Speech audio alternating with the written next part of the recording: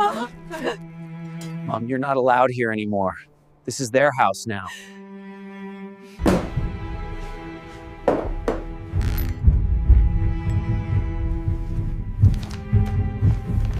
My name is Rebecca Hale. I'm 67 years old, a widow. For 3 long years, the only place that has kept me breathing has been our mountain lodge in Aspen.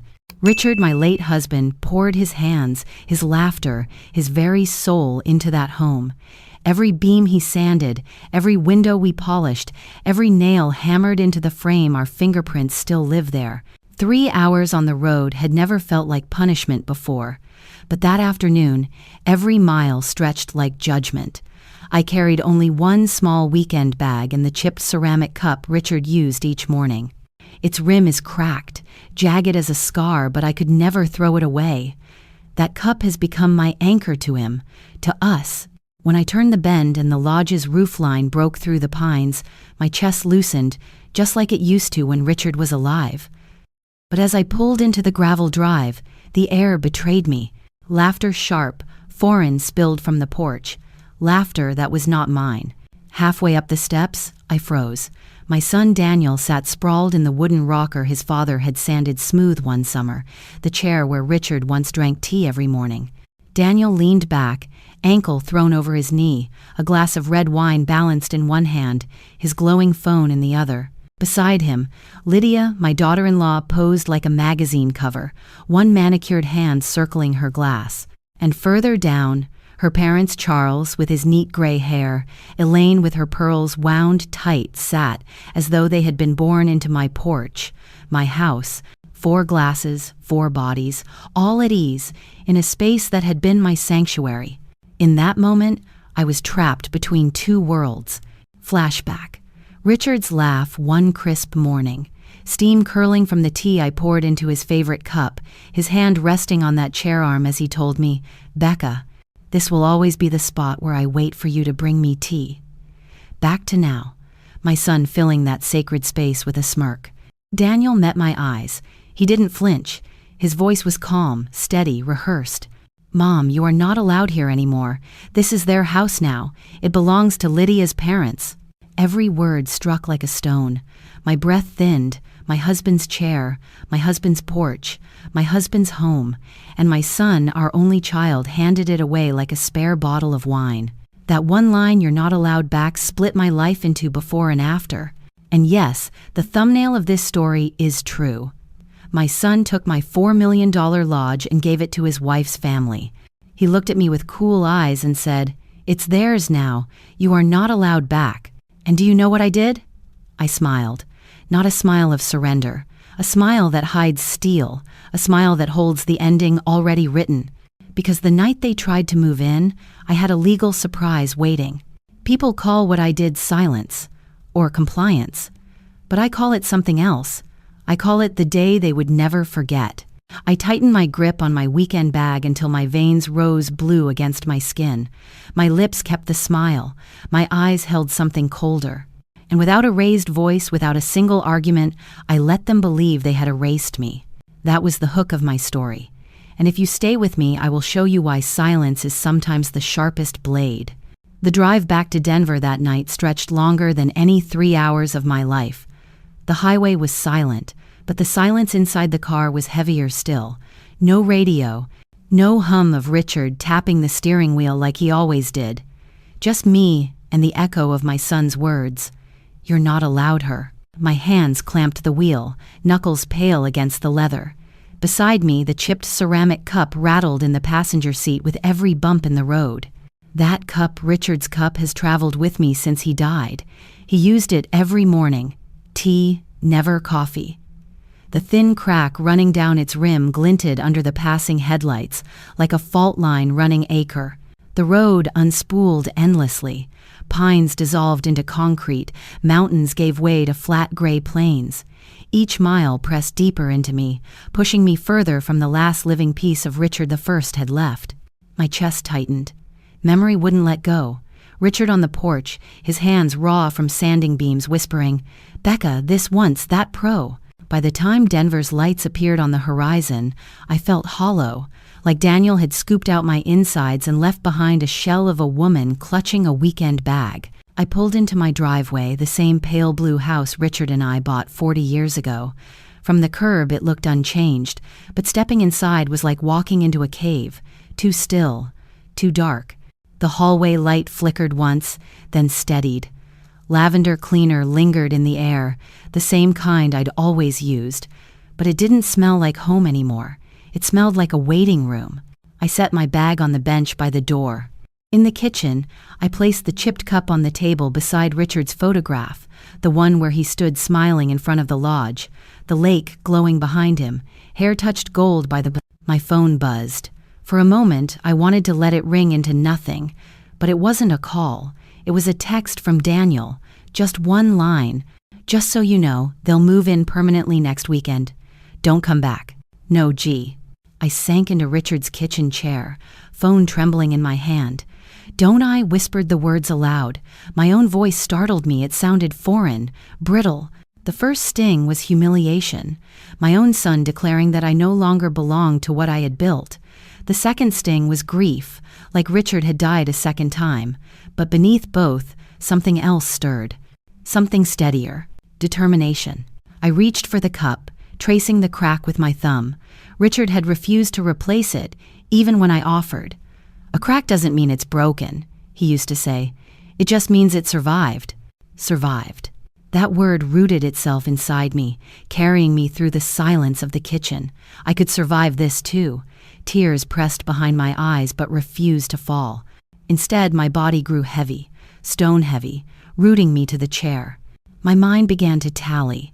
The deed to the lodge still in my name, the living trust Richard had insisted we sign, the receipts of every repair I had covered since his passing.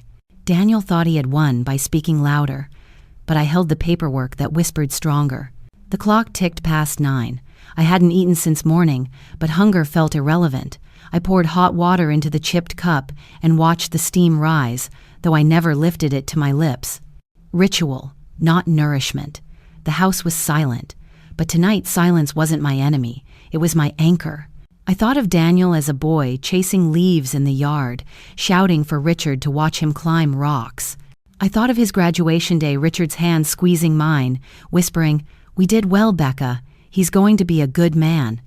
Those memories felt like relics from another family, a family long gone. The text still glowed on my phone. I set it face down on the table. My reflection stared back at me in the dark screen. Older, sharper, less forgiving. Maybe that was who I needed to be now. I rose, carried the cup to the sink, washed it carefully, dried it with the dish towel Richard always left hanging crooked, placed it back in the cabinet's top shelf, as though restoring order. Down the hall, the photographs stared back. Weddings, birthdays, vacations, postcards from a world I could never return to. I paused at the doorway of my study. Richard's books still lined the shelves, his handwriting curled in the margins. I touched the spine of one and whispered, "I'm still here, and so is the lodge." When I finally lay in bed, the house groaned its familiar nighttime sounds, the furnace kicking in, the faint creak of wood, the hum of the refrigerator. But tonight, they weren't empty. They were witnesses. No one, not my son, not Lydia, not her parents, had the power to erase me. No one could strip my name from the door of my own home. Morning came thin and gray. Grief wakes you early. I padded into the kitchen, set the kettle on, and placed the chipped cup on the counter. Sunlight slid across the crack in its rim, turning it into a bright scar. I watered the basil on the sill, misted the ferns, carried my tea to the living room. Richard's rocker sat angled toward the window, exactly how he left it. I never sit in that chair. I oil it, dust it, keep it ready, as if a good man might one day walk back through the door. I sat on the sofa instead, a throw over my knees. The house felt like a paused song. I opened the blinds, watched a delivery truck rattle past, took a sip of tea, and let the heat settle inside me. I am a woman who kept books for 30 years, who nursed a husband through chemo, who learned how to sleep alone. I can do mornings. Still, the quiet has teeth. By 9, I had watered the philodendron, wiped counters, scrolled through recipes I never make, folded dish towels the way my mother taught me. Then I opened the cabinet where I keep our documents, the deed, the insurance, the living trust, paper truths, stronger than wine glasses and porch laughter. The tea cooled beside me while the past warmed in my hands. Invoices, tuition checks, wedding deposits. Each slip of paper a chapter in the story of sacrifice. Richard's voice echoed through memory. "You spoil him too much, Becca." And I had smiled, filing each receipt away under a folder marked Joy. But tonight, Joy had another name: survival. Daniel's transmission failed the winter after Richard died. He called at midnight, voice tight with worry. I drove him to work for a week, then signed for a used SUV safer in the snow. "I will pay you back," he promised. I said, "It is fine." He said, "You are a broad lifesaver." And I believed him. The payments never came, but I kept the paperwork like a lullaby condo. Their landlord sold the building. Lydia cried on speakerphone. Daniel said they had to move fast. I wired the deposit site unseen and told myself this was how families avoid the cliff. When I hung up, I looked at Richard's chair and whispered, "I am trying." The room did not answer. I watered the pose and set the can down. My hands were back in. Steady. The truth arrived without trumpets. I thought if I gave enough, he would remember that family is not a bill. I was wrong. The sentence did not crush me. It cleared the fog. Relief came first, thin and clean. Then anger, but not the noisy kind. This was a straightening of the back. I stood in the doorway and looked at our history. The photos on the mantel, the chair I refused to sit in, the cup that refuses to break. I had been writing checks to keep the idea of us alive, and in the process, I had been overdrawing my dignity. A notification blinked on my phone. I let it pass. In the study, I opened the file drawer and took out the trust binder. I ran my fingers over the embossed letters like a woman learning a new alphabet.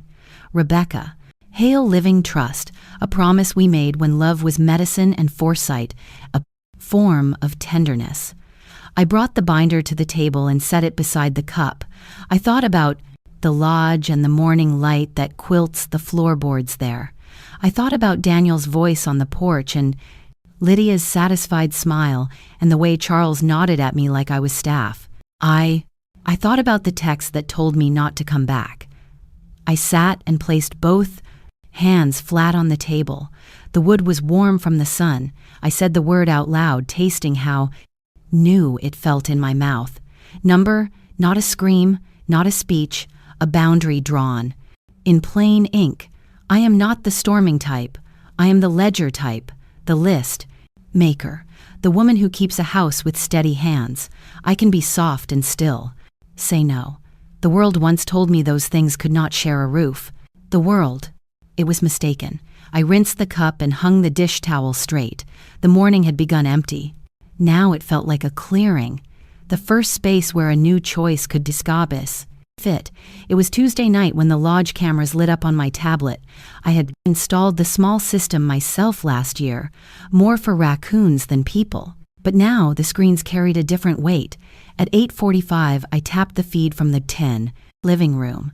The picture was grainy, but clear enough. Daniel and Lydia had come back to the mountain lodge without telling me.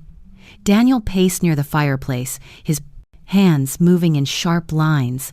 Lydia sat on the sofa with her legs tucked under her, a glass of water balanced carefully. Her voice low but sharp, enough to cut. "They have nowhere to go, Daniel," she said. "My parents are drowning. They lost the house. They can't afford rent in the city. You know that." "I know," he said, running a hand through his hair. "But this is not the way." She leaned forward, pressing her point. "It is the only way. Look around you. This place sits empty most of the year. Your mom doesn't even port. Stay here. It is selfish to keep it locked up when people we love are desperate." My chest tightened as I watched. Richard and I had built that fireplace together, stone by stone. To hear it called wasted space felt like hearing our life called a mistake. Daniel stopped pacing. "She's not going to agree, Lydia.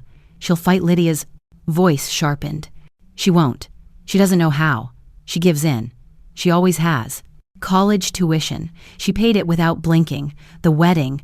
She signed the checks, the car, the condo, everything. She's trained us to expect. Yes. Daniel's shoulders dropped. He sat beside her, his voice low. Maybe this time is different. She looked at him hard. It's not. She's a widow, Daniel. Alone. She won't risk losing you. You're all she has. She'll swallow. Her pride. She always does. The word struck deeper than I expected. Alone. Widow. Swallow her pride. They had reduced me to an equation. Grief plus need equals surrender. Daniel rubbed his face. What if she calls a lawyer? What? If she locks us out? Lydia shook her head. She won't. She doesn't think that way. She thinks family first, even if it kills her inside. We just need to be firm. Tell her it's permanent. My parents deserve this. After all they've done for us, I wanted to speak to the screen to remind them of what I had done for them, of who built the life they stood inside, but the camera only listened. Daniel whispered something and the microphone barely caught it. She'll hate me if we do this. Lydia laid a hand on his arm. Not if you frame it as helping. We're giving them stability. Your mom has more than she needs. She'll understand eventually. He nodded, but his face told a different truth. His jaw was tight, his eyes restless. Guilt was a weight he wasn't built to carry. I closed the tablet slowly. The house around me was silent, but inside two worlds clashed. One was the part of me that still saw Daniel as a boy needing shelter. The other was the woman who had been told not to come back to her own door. For a long time, I sat at the kitchen table, staring at the chipped cup. The steam had faded, but the outline of Richard's hand seemed to hover around the handle.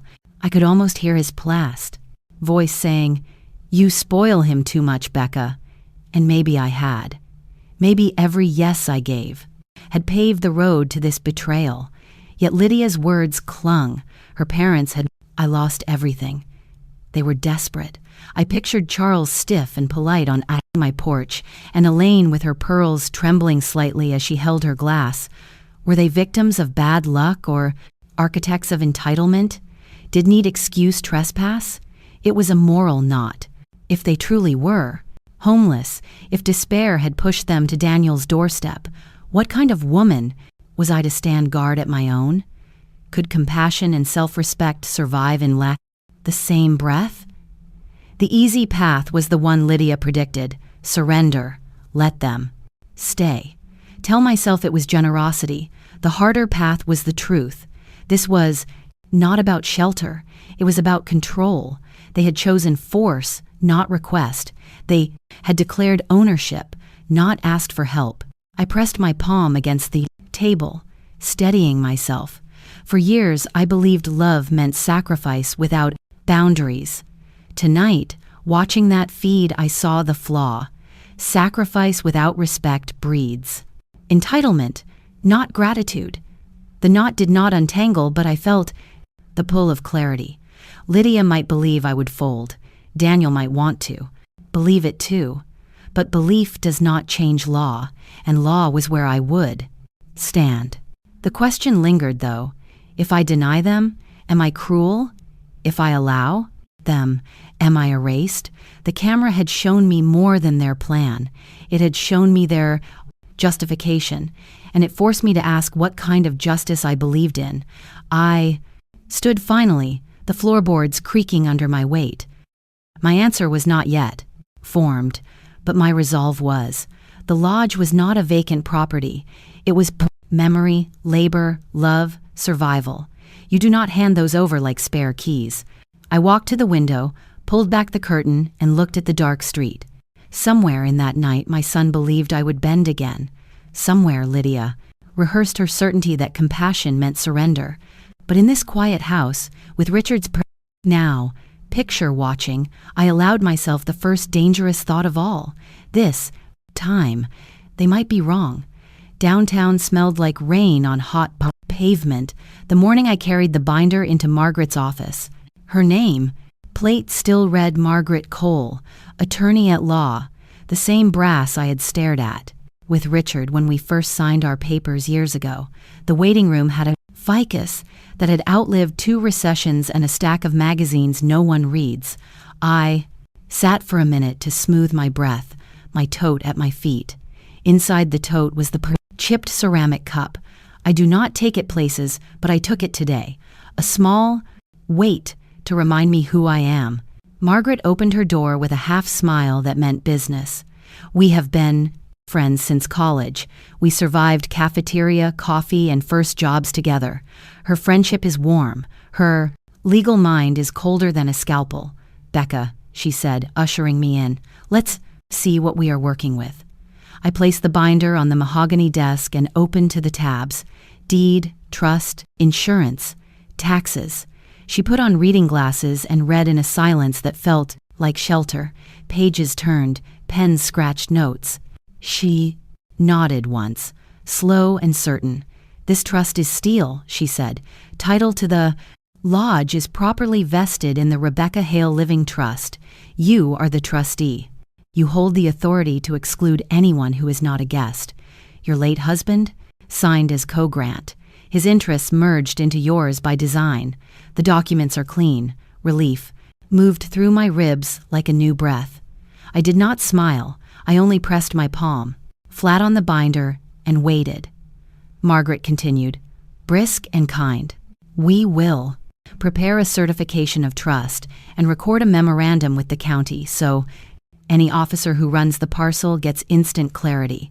We will send formal notice to Daniel, to his wife Lydia, and to her parents Charles and Elaine that they have no right to occupy. Certified mail return receipt. We will include a no trespass warning. If they enter, you may call the sheriff and ask for removal under criminal trespass. You will not change locks while anyone is inside. You will not touch their property. We are immaculate, so they cannot claim harassment. I nodded. The rules steadied me. I have always done well with rules. She set her pen down and looked over the frames on the wall at me, not as a lawyer now, but as the woman who once brought me soup the day Richard started chemo. The law will hold, she said, but the law is not where your son will fight. He will fight in your chest. I stared at my hands. They were steady, but my throat was not. He will tell you. You are alone, she said. He will say you are choosing strangers over family. He will mention holidays and future grandchildren.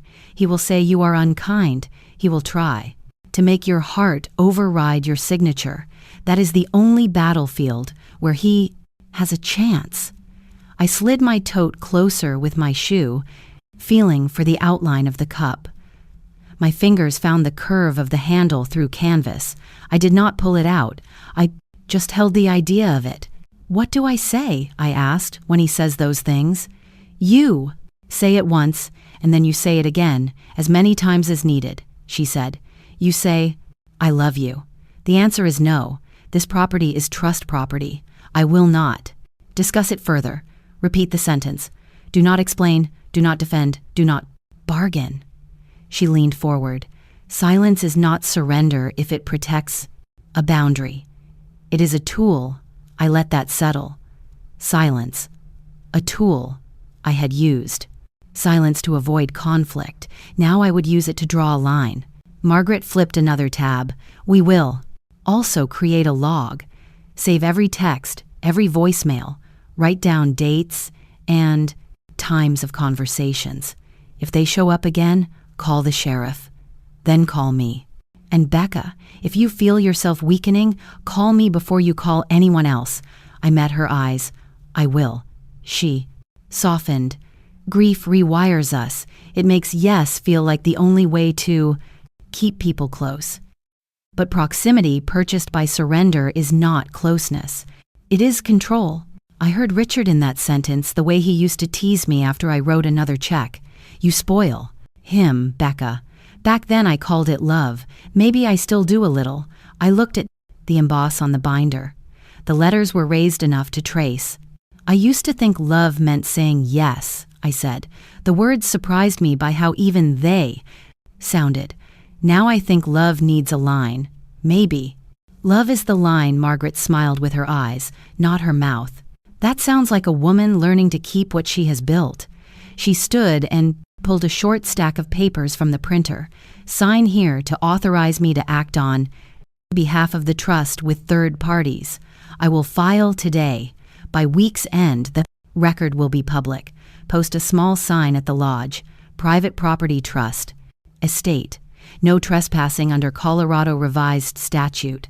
It is not required, but it helps the deputies. I signed where she pointed. My signature held steady. She slid the copies into a folder, then closed the binder and patted the cover like a doctor closing a chart. One more thing, she said. Expect a performance. When people lose leverage, they raise volume. Do not mistake volume for authority. I exhaled a small laugh that had no humor but some relief. I have heard plenty of volume, and you are still here, she said. Bring that cup of Richard's when you need courage, the one you think I do not know about. I blinked. She had seen it once at my house years ago. I nodded. It helps. She walked me to the door. You are not cruel, Becca.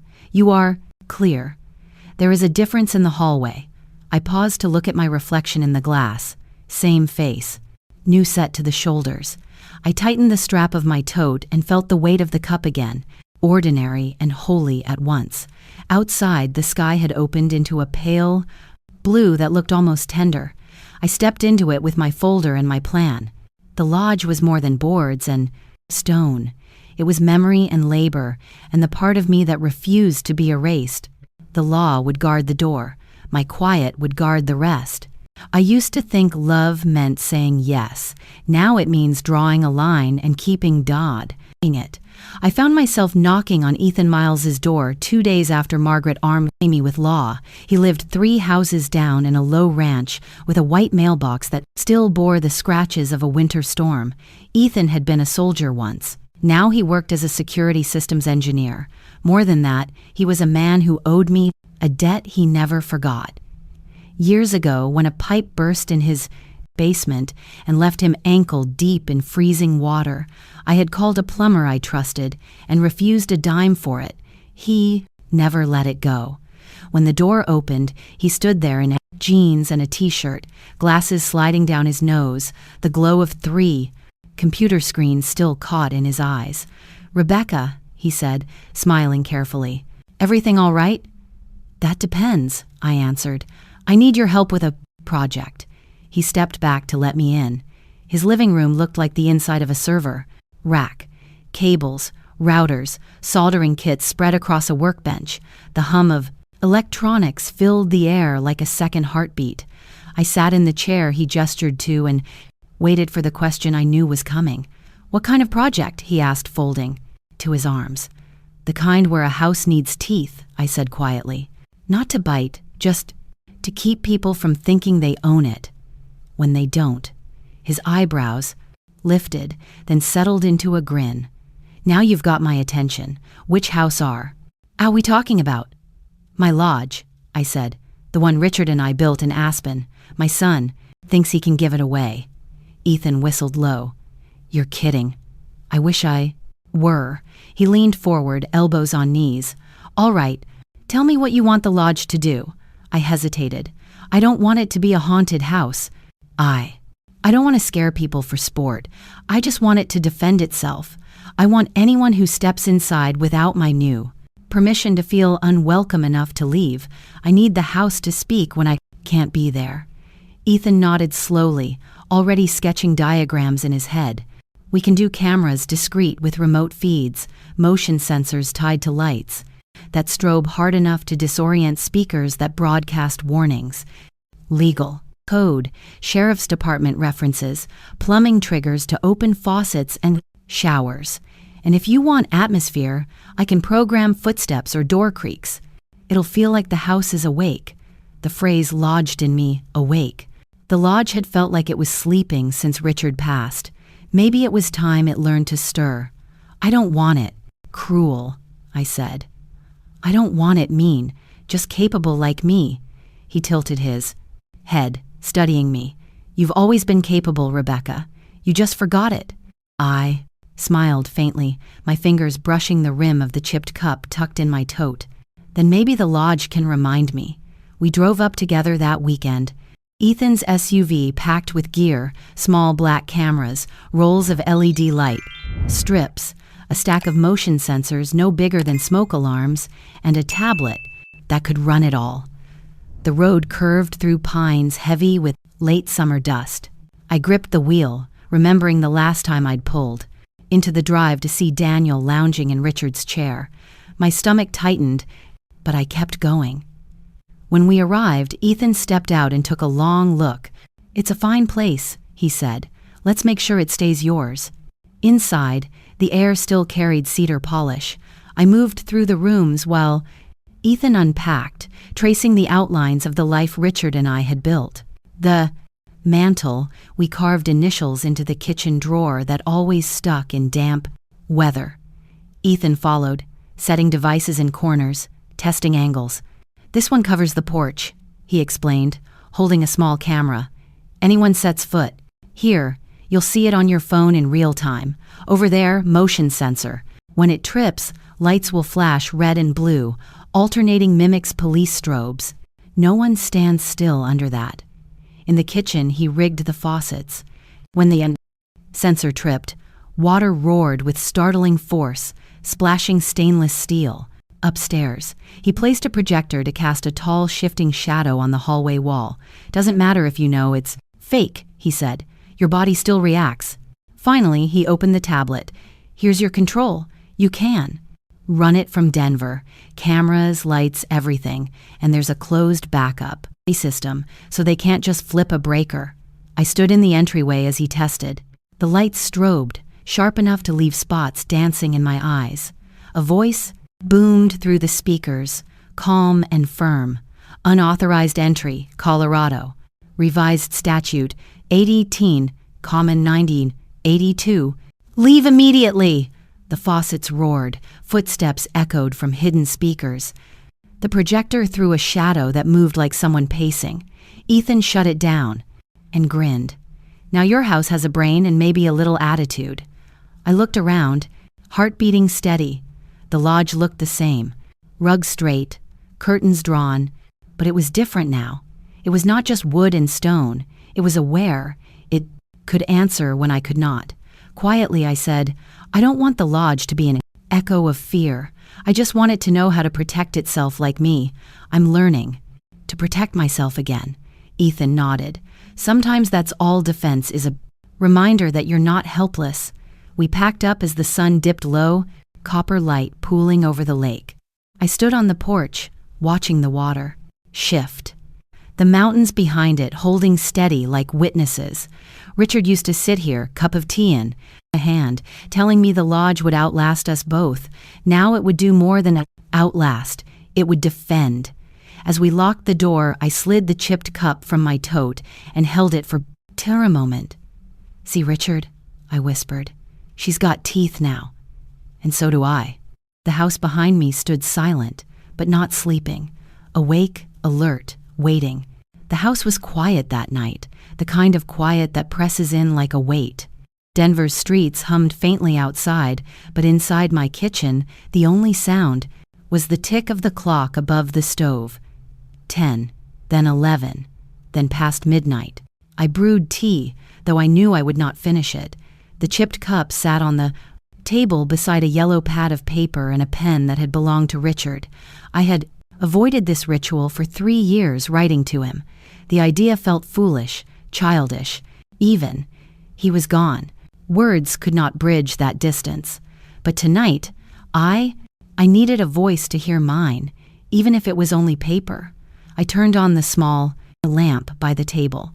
The shade gave off a soft amber glow that fell into a pool of light across the pad. Everything else in the room dissolved into shadow. I sat, pen in hand, staring at the blank sheet. My fingers trembled when I finally began. "Richard," I wrote and then paused. Just his name made my throat tighten. I forced myself to keep going. "Richard, tonight I did something I have avoided for too long. I said no to Daniel. I told our son that the lodge is not his to give away." He looked at me as if I were a wall he could push through. But this time the wall did not move. The pen scratched steady, though my hand shook when I formed the word no. The ink blotted slightly, leaving the letters darker than the rest. I stared at it, heart pounding. That small word looked larger than any signature I had ever given. I continued, "They do not see me as a mother anymore, Richard. To them, I am a wallet. Every check I wrote, college, wedding, condo, car, I told myself it was love. I told myself it would keep them near. But tonight, I saw it clearly. It was not love they saw. It was currency, and they expected the lodge to be just another transaction. But it isn't. It's us. It's the mornings you sat on the porch chair waiting for me to bring tea. It's the wood you sanded by hand. It is the place where grief and peace still meet." A tear slipped down before I could stop it, darkening the margin. I set the pen down and pressed my palms flat on the table until the trembling eased. The clock ticked on, unbothered. I picked up the pen again. Tonight, I also armed the lodge. With Ethan's help, she has eyes and ears now. Lights that flash, voices that speak the law, faucets that roar awake. She will not be taken quietly. Neither will I. It felt strange, Richard. Like giving the house a mind of its own. But maybe that's what I needed. A reminder that walls can protect, not just shelter. That I must protect myself too. I stopped there, pen hovering. My breath slowed. The lamplight reflected off the teacup's crack, a thin line running from rim to base like a scar. It had survived a fall, but it still held liquid. I touched it gently, as if it could understand. Then I wrote the last lines. "If you were here, you would tell me not to bend so far that I break." I can almost hear you saying it in that soft way of yours, a warning wrapped in kindness. I am trying, Richard. I am. Learning how to stop bending. I am learning how to stand. The lodge will stand too. I signed only with my initial R. That felt right. A signature is for others. An initial is for the heart. For a long moment, I simply looked at the page. The ink glistened under the lamp, and the word no seemed to glow. My hand ached from the grip. My shoulders sagged, but my chest felt lighter. I folded the letter, slowly, each crease sharp, deliberate. Then I rose and carried it to the hallway closet. Inside, on the top shelf, was the old leather album Richard and I had filled with photographs from our first years at the lodge. I slid the folded paper.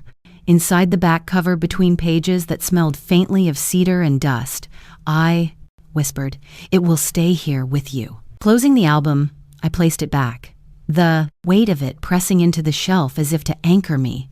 When I returned to the kitchen, the lamp still cast its amber glow, and the clock still marked seconds with indifferent precision. I turned the light off, and the room sank into darkness, except for the faint outline of the cup on the table. I carried it with me to bed, holding it, carefully, as though it were the fragile proof of everything I refused to lose. Lying under the quilt, the letter's words replayed in my head. Not anger, not vengeance, just the truth I had hidden from myself for too long, saying, no was not cruelty. It was survival. It was love finally shaped with a boundary. The silence of the house felt different now, not heavy, but steady. I realized I had written more than a letter to a husband. I had written a promise to myself. No one has the right to erase my name from the door of my own a home. Not even my son. The phone rang on a Tuesday evening, just as the sun slipped behind the Denver skyline and turned the windows into mirrors. I knew before I picked it. Tell up who it was. Daniel's number glowed across the screen like a warning light. For a moment, I let it buzz, hand hovering. Then I pressed answer. "Mom," he said without preamble. His voice carried that clipped tone, the one he used when he had already decided how the conversation would end. "We're moving into the lodge Saturday, with or without you." I drew in a breath, slow. Even the chipped cup was in front of me on the kitchen table, half filled with tea gone cold. My fingers wrapped around it as if it might steady me. "Daniel," I said, "you don't own what you didn't build. He snorted softly. I'm not doing this for me. Lydia's parents need a place. They've lost everything. You have space, they don't. It's common sense, common. Ask sense. He said it like charity was a line item. Like my life was a ledger to be balanced. Common sense doesn't erase a deed, I replied. The lodge is in trust. It's mine. He shifted gears fast like he always did when logic blocked him. Mom, you're older now. Alone. You hardly go up there anymore. Why cling to something that just sits empty? What's the point? I felt heat rise in my chest, but my voice stayed calm. The point is, it's mine to decide, not yours, he pressed, harder. Dad would have wanted us to use it. He always said, family comes first. That was when the silence fell. Heavy, thick, stretching across the blay line. My knuckles whitened around the cup. Do not, I said slowly, speak for your father. For a moment, neither of us breathed. The ticking of the wall clock filled the space between us. Daniel recovered first, his voice sharper now. You're being selfish. I almost laughed at the word selfish. After decades of giving until my hands were empty, after paying every bill, every deposit, every emergency, the word landed like an insult flung in.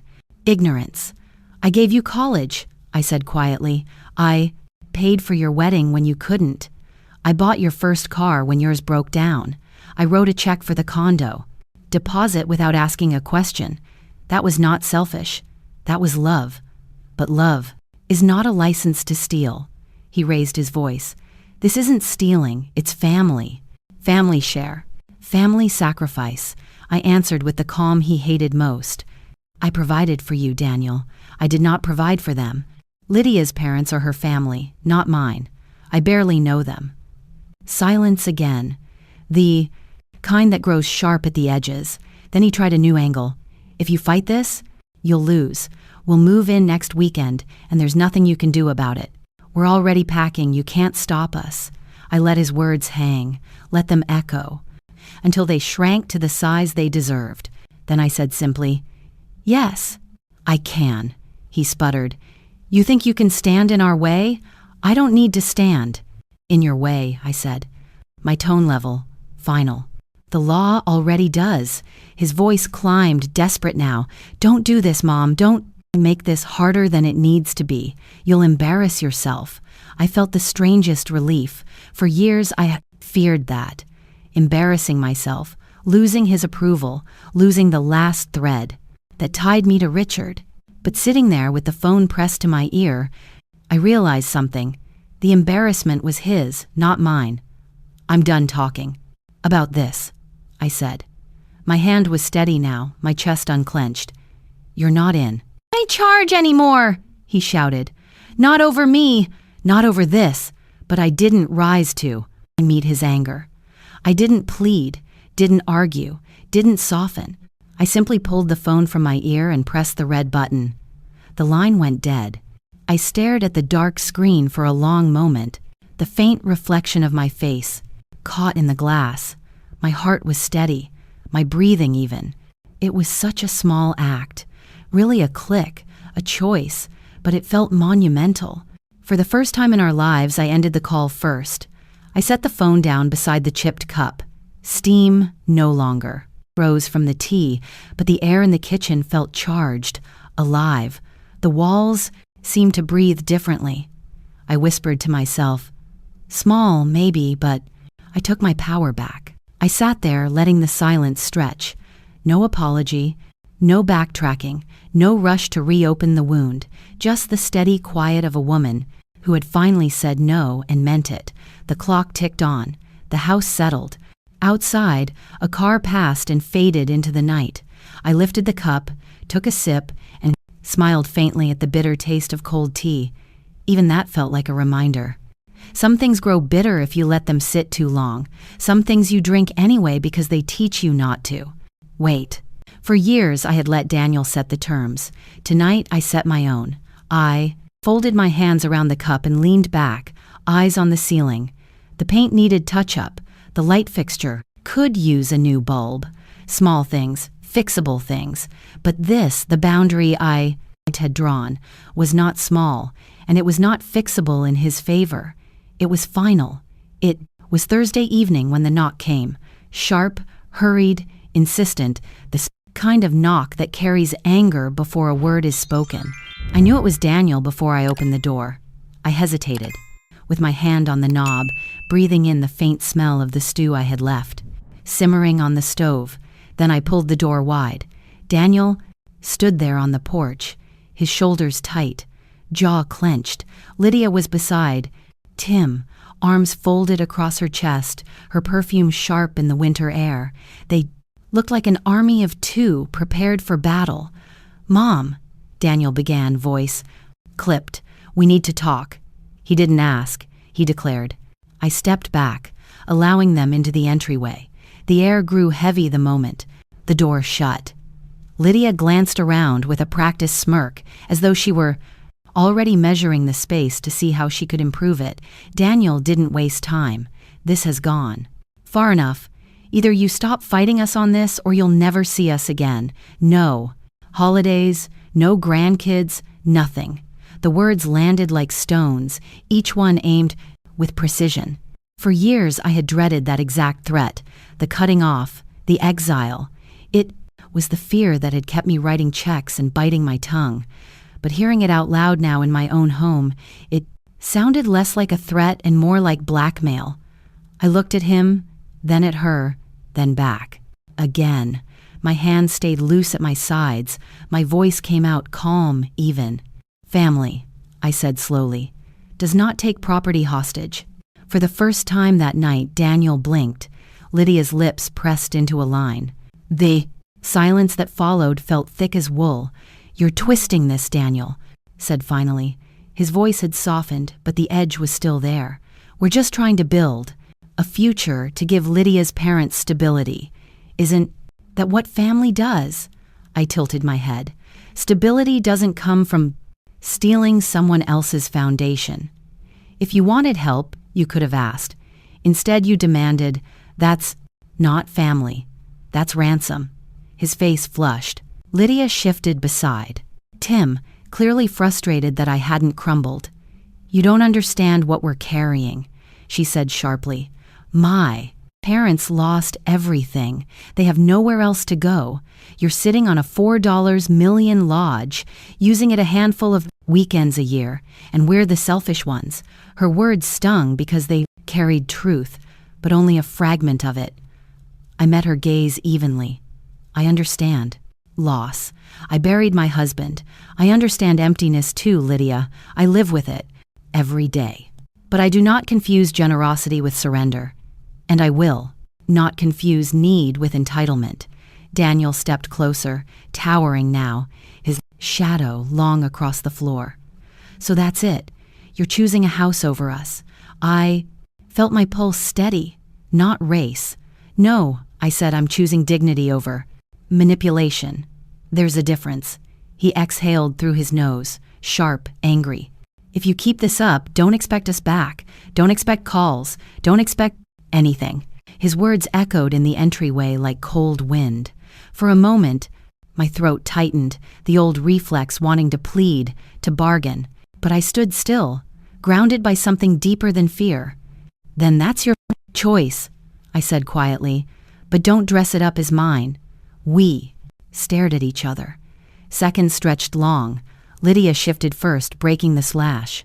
Silence. She tugged Daniel's sleeve, her voice low, urgent. "Let's go." Daniel didn't move at first. His eyes stayed locked on mine, waiting for me to flinch, to soften, to retreat. But I didn't. I held his gaze until it was his that broke. He turned sharply, pulling the door open so hard it rattled, pressed on its hinges. The cold air rushed in. Lydia brushed past me, muttering under to her breath. Daniel followed, his footsteps heavy, deliberate. From the threshold, I watched them walk down the porch steps, across the driveway, and back into their car. He didn't look back. She didn't either. The engine roared, tires screeched, and then they were gone, taillights bleeding red into the dark.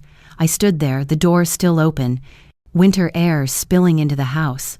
The wooden threshold beneath my feet felt solid, grounding, almost symbolic. For years, I'd crossed doors like this as though I were the one begging entry into their lives, their approval, their fleeting gratitude. Tonight, I realized the truth. This was my door, my threshold, and I had the right to decide who crossed it. I stepped back, pulled the door closed gently, and leaned against it. The house exhaled around me, warm air rising from the vent at my feet, carrying the scent of the stew. They had tried to make me believe that family could be bartered, that love could be negotiated like property, but standing there, I understood the echo line, as clearly as if Richard himself had whispered it. Family does not take property hostage. The silence in the entryway was not empty. It was steady, resolute. I whispered almost to myself, I just stepped through a threshold, and I'm not going back. The words tasted final but not bitter. They tasted like strength. I carried the chipped cup from the table into the living room and sat in Richard's old chair, the one Daniel had, occupied at the lodge. I set the cup down on the side table and folded my hands in my lap. My heart slowed. My breathing eased. For the first time in years, I felt not small, not erased, but whole. And outside the door, the world could rage and threaten. All it wanted. Inside, I had already chosen. Saturday arrived like a weight on my chest. I was in my Denver study before dawn, the chipped cup warm in my hands, the tablet screen already open. The lodge's cameras fed back in sharp clarity. Every angle I had learned to memorize. Porch, entryway, living room, upstairs, landing. Ethan, my neighbor, had called the system teeth. I just thought of it as armor. At 1:57 p.m., the feed lit up. A dark SUV rolled into the gravel drive of Aspen Lodge, pine branches shivering in its wake. I set the cup down, steadied my breathing, and watched. Daniel climbed out first, his stance already one of ownership.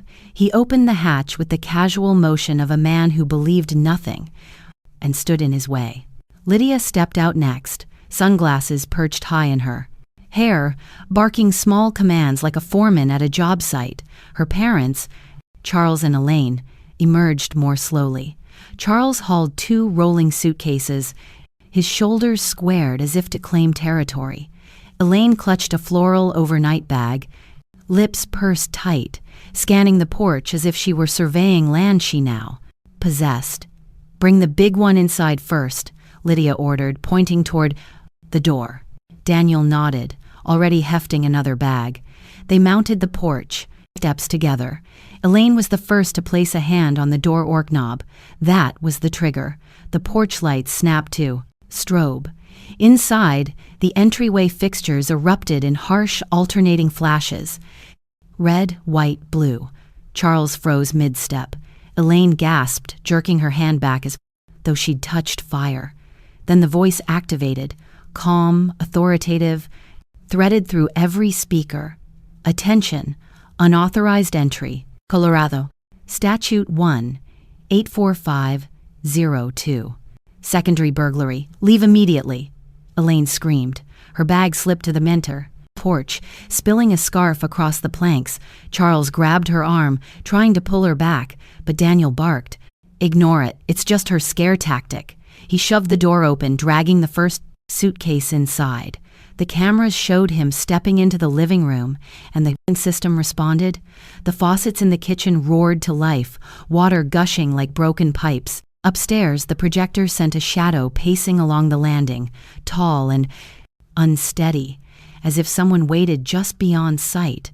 The speakers layered in, footsteps, slow and deliberate, coming from the stairwell.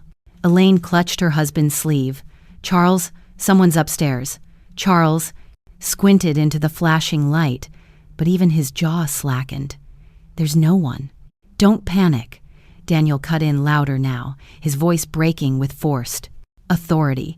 "It's all staged. She's bluffing." Yet his own eyes flickered toward the ceiling just once, betraying unease. Then the faucets shut off abruptly. Silence fell for 2 beats, only to be broken by the voice again, sharper this time. "Trespass documented." Law enforcement notified. Elaine's knees buckled. Charles wrapped both arms around her, dragging her backward. Lydia's hand trembled on her phone. "Call the police," she hissed. "Right. Now." Through the feed, I watched Daniel's face shift. Arrogance faltered into calculation, but he pulled his phone out anyway, jabbing the screen. Minutes later, headlights washed across the lodge driveway. A county patrol car rolled in, lights spinning, but sirens silent. 2 officers stepped out. My cameras caught it all. Their boots crunching gravel, their hands resting on holsters, eyes scanning the scene. I leaned forward, the chipped cup cool now, against my palm, heart beating steady. The officer spoke first to Daniel, who launched into an animated explanation, gesturing wildly toward the house. Lydia chimed in, her tone high and defensive. Charles tried to hold Elaine upright. She shook, muttering about voices in the walls. Finally, one officer raised his hand. "All right, enough." His tone was clipped. He asked for documentation. Daniel produced nothing but bluster. Lydia waved her phone like evidence, but no paper appeared. Then the officer knocked on the front door. My neighbor, Ethan, had arranged access for them through the system. The strobes ceased. The faucets quieted. The shadows stilled. The lodge looked once more like what it was. A mountain retreat, calm and orderly. The officer stepped inside, scanning, then came back out, shaking his head. "House is secured. Nothing illegal. No malfunction we can find. Just a smart system doing its job." Daniel pressed forward, his voice sharp. "But it's ours. My mom barely uses it. We're entitled." "Stop." The officer cut him off. He pulled a folded document from his clipboard, something I had filed through Margaret days before. Proof of the living trust. Notarized, registered with the county. "This property is held in legal trust under Rebecca Hale. Sole authority no. Transfer, no ambiguity. You have no claim." The words rang clearer than any siren. Daniel's mouth opened, then shut again. Lydia went pale, her nails digging into her palm. Charles looked down at the suitcases he had dragged onto the porch. Elaine sobbed quietly into his shoulder.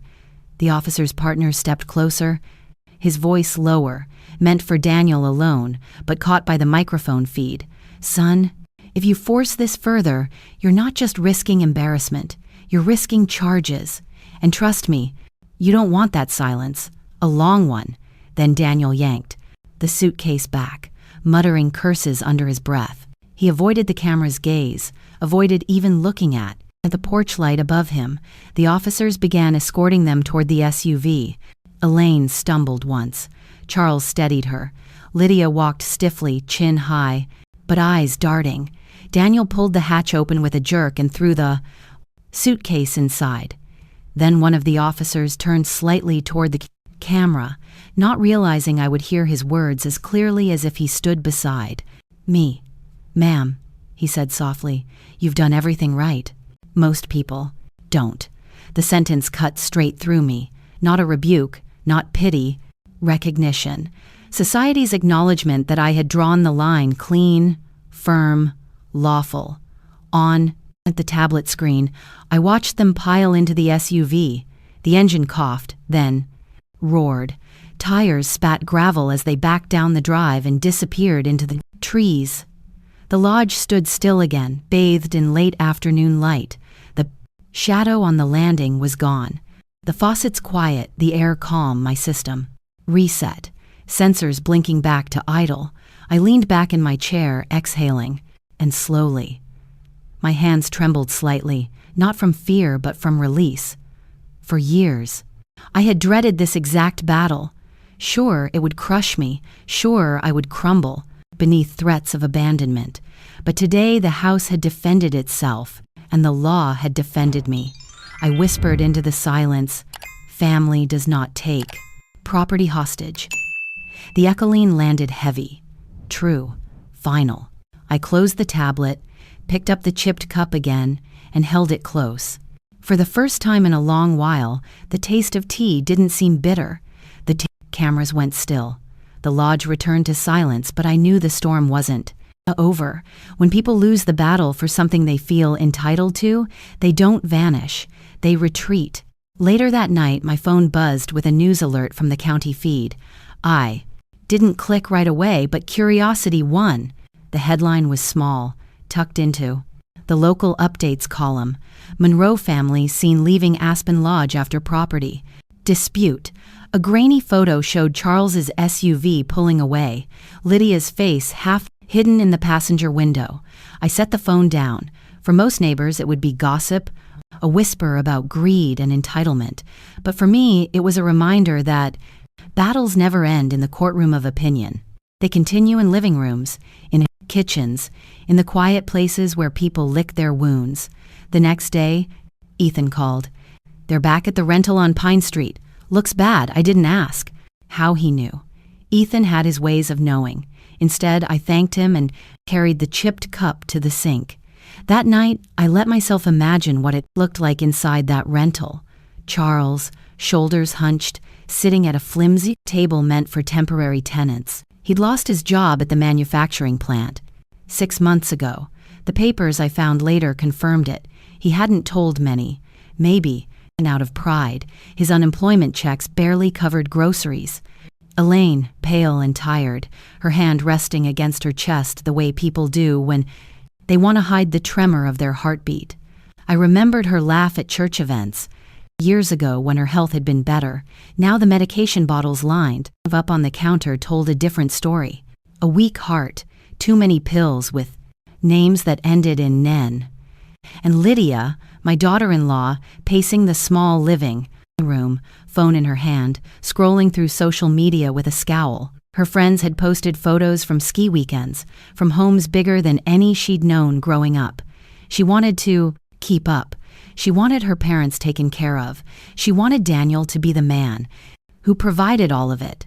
Pressure like that doesn't excuse cruelty, but it explains the edge in her voice when she'd said, "They need a place. It makes more sense this way."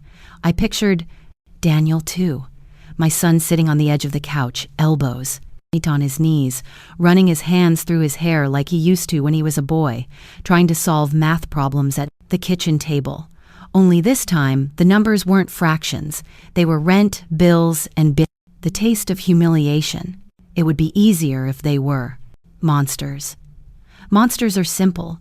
You fight them. You win. You move on. But these were people with cracks and flaws, with desperation, that had turned into entitlement. People who had chosen to rob me of dignity because it seemed easier than facing their own failures. I sat in my quiet Denver house, watching. The streetlight cast a narrow cone of yellow outside and felt the ache of that complexity. Part of me wanted to soften, to call, to say, "I'll help with groceries," or "Let me cover Elaine's next appointment." The maternal instinct in me, the one that had written checks for Daniel's tuition, his wedding, his first car, whispered that maybe I should give again. But another part of me remembered Margaret's words in her office. Love does not mean saying yes to everything. I remembered the officer's sentence, outside the lodge. "Ma'am, you've done everything right. Most people don't." So, I didn't call. Instead, I made myself sit with the tension to feel both sides, to see their humanity and still hold my line, because the truth was sharp and simple. Need does not excuse theft. Struggle does not entitle you to strip dignity from someone else. I thought back to Richard. Years ago, when Daniel was small, Richard would come home with grease still under his nails from long days of carpentry. He used to say, "Son, there's no shame in asking for help, but there's plenty in stealing it." Daniel must have heard that line 100 times. I wondered now if he had forgotten, or if he had just decided it didn't apply when desperation grew. Teeth. I could almost hear Richard's laugh if he'd been in that Pine Street rental, shaking his head at the chaos. He would have put a hand on Charles's shoulder, maybe offered to find him side work. He would have reminded Lydia that envy is a poison that eats from the inside. He would have held Elaine's hand, gently, patient with her weakness, and he would have pulled Daniel aside, away from the noise, and said, "Don't you dare erase your mother's name from her own door." But Richard wasn't here. It was me, and I wasn't going to step into that rental, into their shadows and justifications. My place was my lodge, my trust, my threshold. Still, as I set the chipped cup back on the shelf, I whispered a prayer, not the holy kind, just a human. One, that Charles would find dignity in work again, that Elaine's heart would hold steady, that Lydia would see her worth wasn't in square footage or photos, and that Daniel would remember he had been raised by people who built, not by people who took. The camera feeds of the lodge glowed quietly on the tablet beside me. I had won, yes, but winning isn't clean. Winning leaves residue. It leaves questions that stick to you late at night. Would I forgive? At them? Could I? Should I? I didn't answer. Not yet. I only knew one thing. They had forced me to say no, and that no had saved me. The house settled into its evening. Sounds, the ones I used to, mistake for loneliness. The clock over the stove ticked in a patient rhythm. Heat sighed through the vent by the window. A neighbor's dog barked twice and then thought better of it. I sat at the kitchen table with my chipped ceramic cup, steam lifting like a thin veil. I wrapped both hands around the heat and felt the pulse slide back into my wrists. Silence used to scare me. It felt like a hallway with no doors. Tonight, it felt like a room with thick walls and a lock I owned. Silence used to be the punishment for speaking. Now, it was the answer when noise tried to move me. I took a small sip and let the tea rest on my tongue. Bitter at first, then steadier. The lamp on the sideboard cast a low amber cone across the table. In that light, everything slowed enough to be seen. A water ring on the wood from years ago, a tiny nick I never sanded. Out. One stray basil leaf clinging to the rim of the cup. The minor imperfections that prove a thing has lived. I listened to my breath rise and fall. I listened to the house return to itself after days of bracing. No televisions, no phone calls, no music. The quiet let smaller truths walk forward. I had done what I feared I could not do. I had said no, and the world had not ended. The lodge was safe. The paper said so. My back believed it. I set the cup down and rested my fingers on the edge of the table.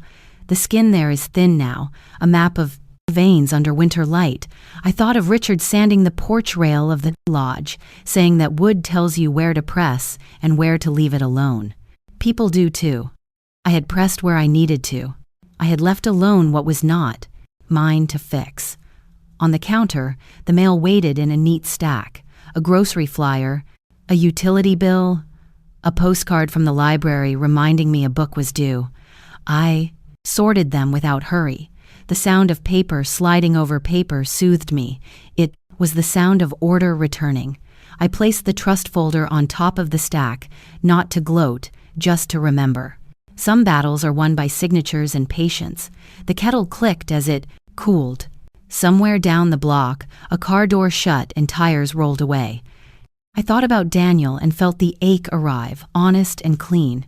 He was my son, before he was anyone's husband. He was my child before he learned how to make threats he did not fully understand. The ache did not ask me to rush. It asked me to sit, to let grief have its small chair at the table and behave.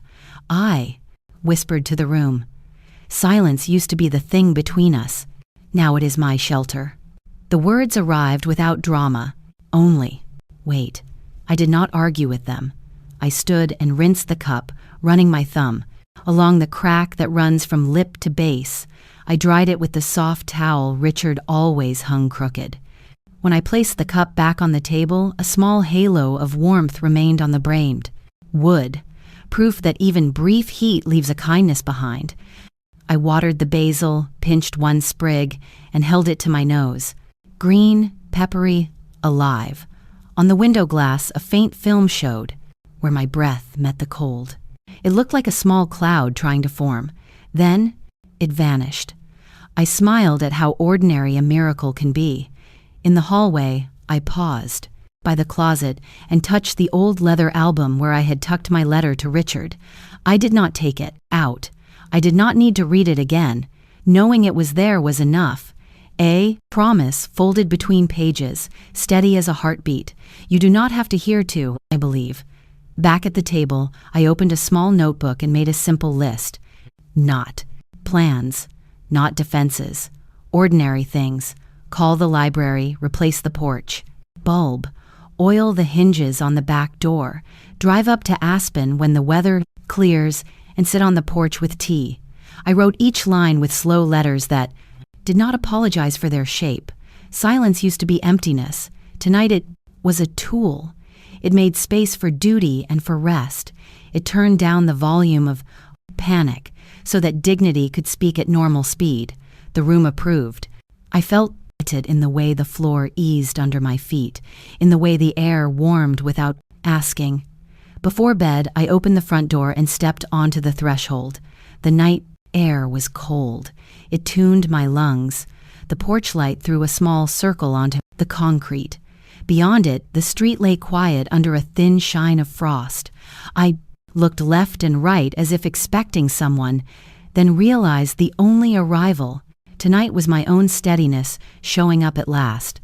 I stepped back inside, closed the door gently, and turned the deadbolt. Not because I was afraid, but because I was home. The morning I signed the papers, Denver carried that strange stillness that comes after a light snowfall. The sky was pale, almost metallic, and the air smelled of iron.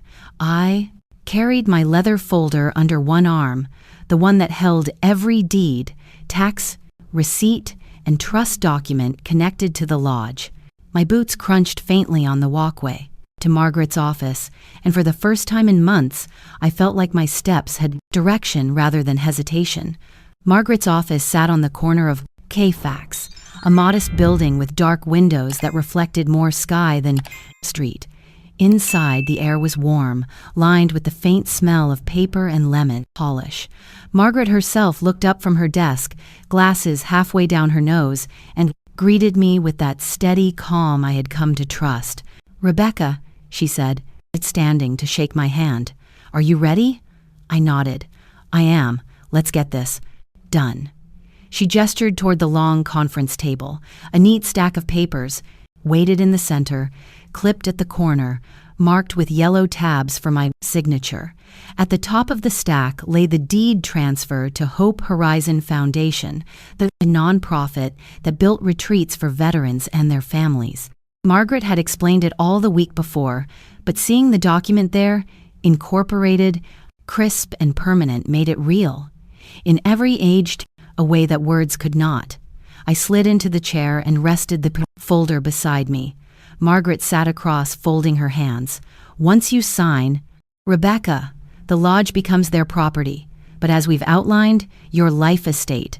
Clause ensures you keep access for as long as you live. No one, not even your son, can interfere.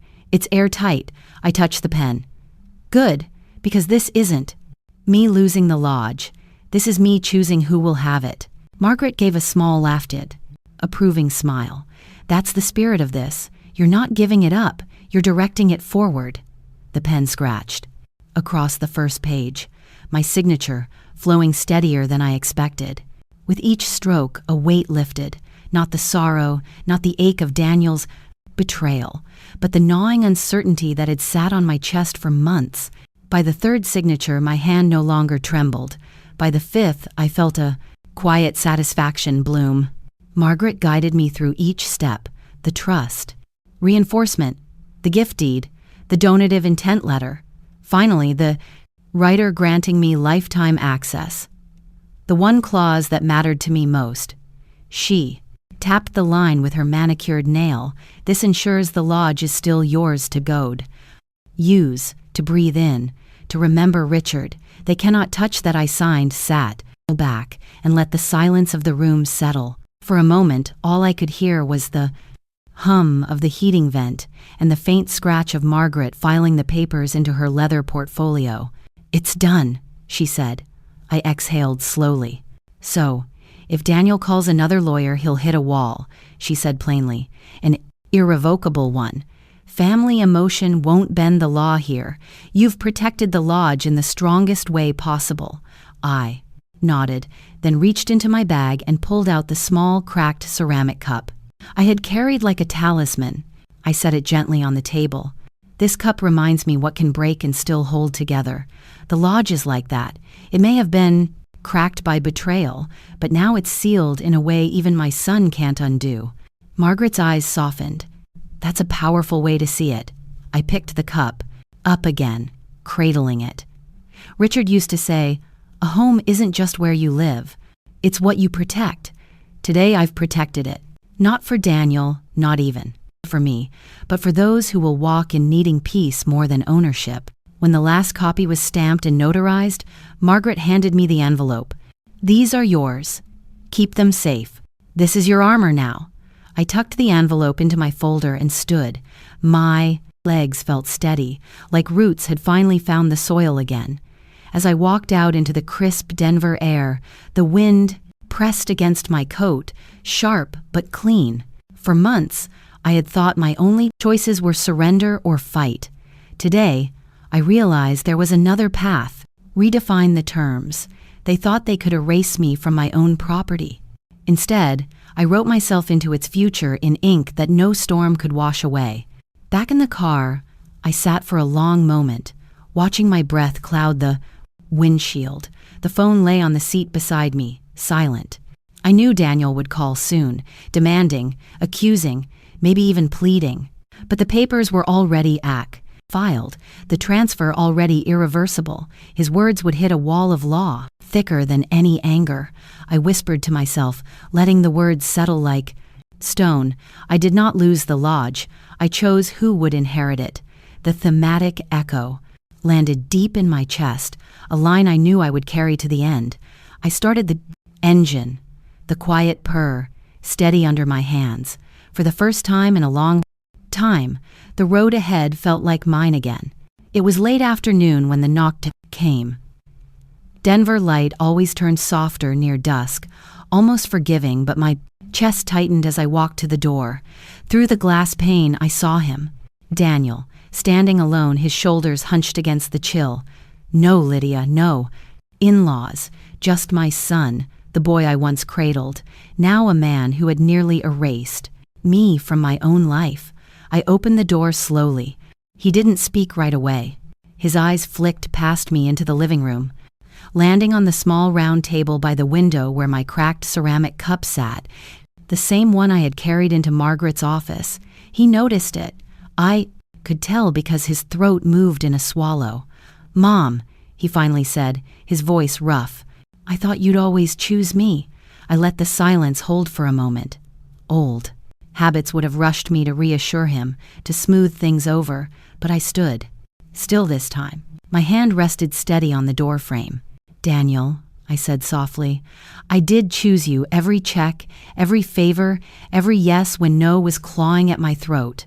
But love without boundaries isn't love. It's fear, and I'm done living in fear." Tears welled in his eyes. His jaw trembled. "I didn't think you'd ever stop me." I stepped forward. "I didn't stop you to punish you. I stopped you so you'd learn where the line island. One day, if you're wise, you'll build your own." He dropped his gaze to the worn floor, then back to me, tears quiet, not pleading but recognizing. "I thought you'd never shut the door on me." "I didn't shut it," I breathed. "I marked where the doorway island. You'll decide how to cross." For a moment he was a boy again, lost, ashamed, but searching.